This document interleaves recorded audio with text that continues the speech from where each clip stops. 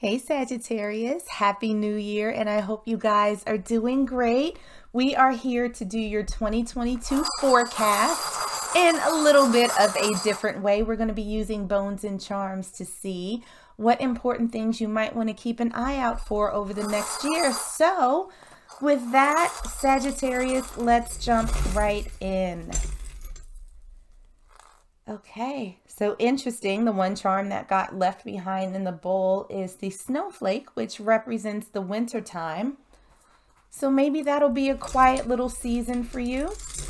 Maybe there won't be too much happening as you go into 2023. But let's see what we have happening in 2022. All right. Oh, interesting little spread that's coming out for you. So we're going to start first with your charm, this little worry doll here, Sag. And there's a lot that's centered around you. We have you right on top of an opportunity, and we have this charm here for the springtime. So it looks as though there's an opportunity that's going to be presented to you that is directly linked to your household, how you're able to sort of maintain yourself. However, there is a sense that you need to proceed forward with caution, that you need to sort of let things unfold. There's no need for you to force this opportunity. We have here the buffalo bead, and we also have the marble, right? So the marble is not speaking. It has the black dot on top. I don't think you all can see that too well, but this is something that's to be taken seriously. Right? And this is something that's not to be entered into lightly. It does have the promise of a lot of prosperity, but there's a little bit of a warning that if you're too aggressive towards this, if you're too sort of persistent, that it might have the potential to fall through. So just to make sure that in the springtime, when this opportunity comes up, that you be very thoughtful, be very considerate. One thing that I do want to point out to you, though, is that right here we have the ancestor skull. So these are your ancestors looking directly at this opportunity. They're looking inward at you, and they're giving it their blessing. But just to make sure that you sort of act accordingly, because this does look like a really, really good opportunity. So don't mess it up, Sag. Okay? All right. Don't mess it up. So going over here to your starter piece, there is a sense that when it comes to some things in your life, you are not necessarily seeing things very clearly right now. There's a need, I think, for you to step outside of yourself, particularly when it comes to, I don't necessarily think that this is specifically children that are involved, but I feel like there's a lot of childish energy that's surrounding you. And so it feels as though there's a need for you when dealing with this person or people who are, I just heard acting irresponsibly, that there's going to be a change in how you interact with them.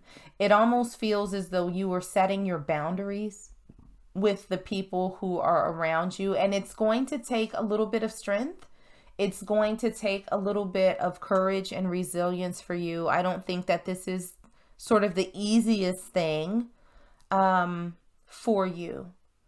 But I do have the sense that,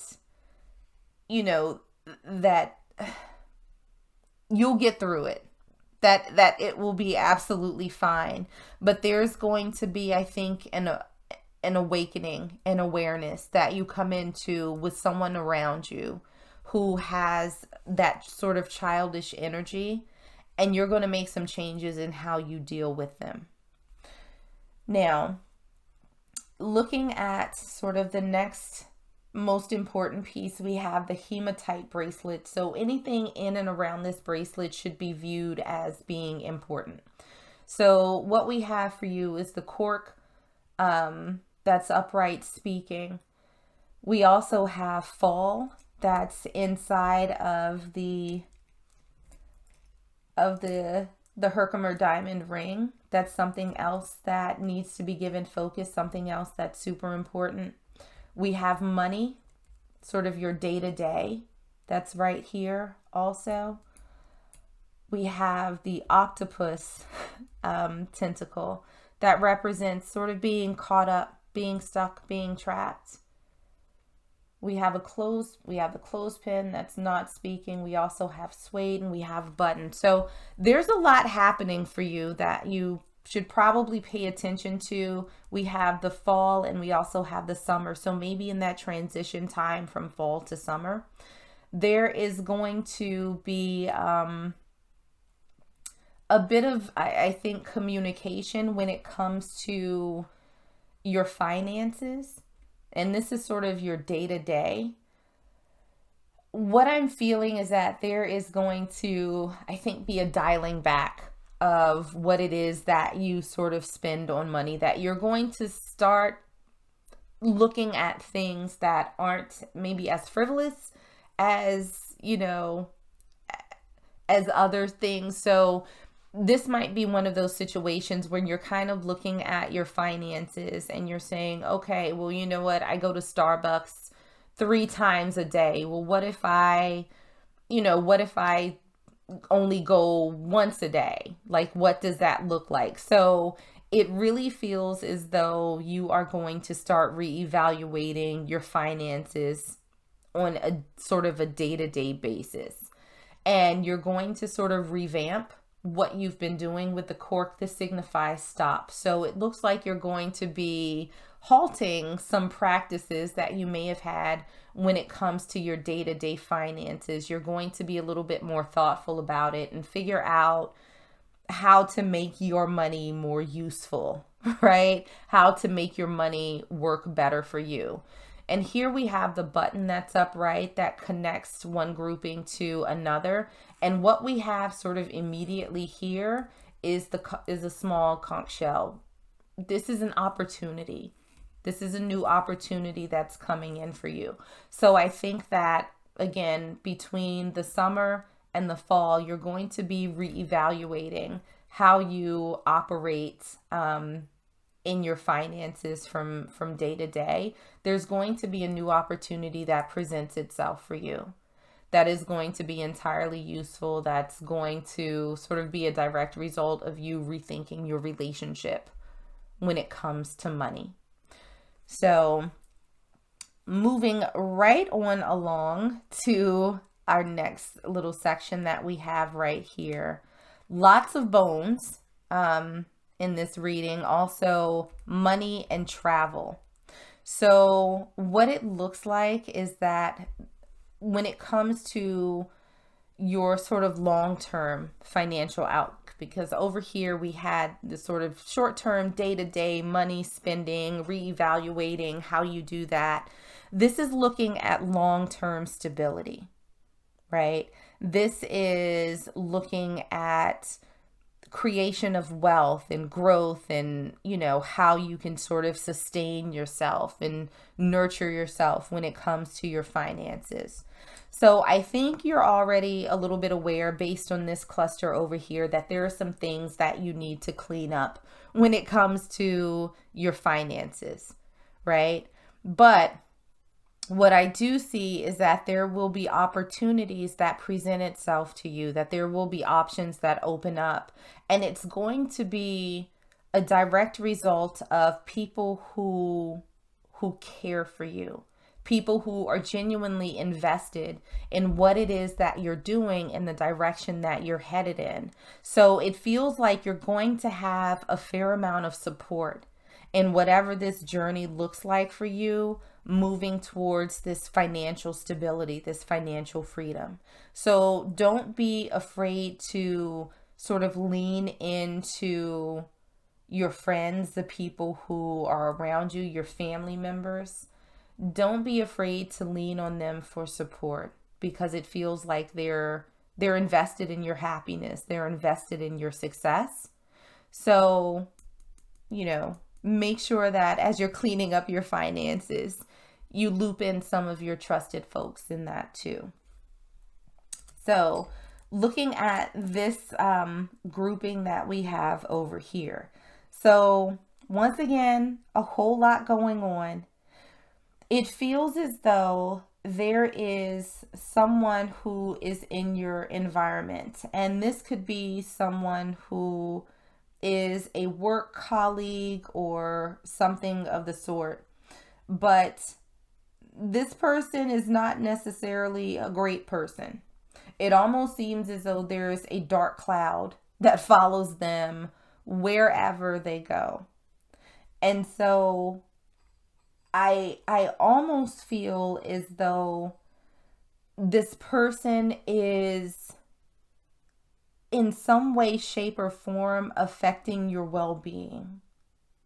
And so this might be a classmate or something, but it feels as though within the next couple of months, I would say, into the new year, there's going to be a reclaiming, I guess, of your energy, of your space.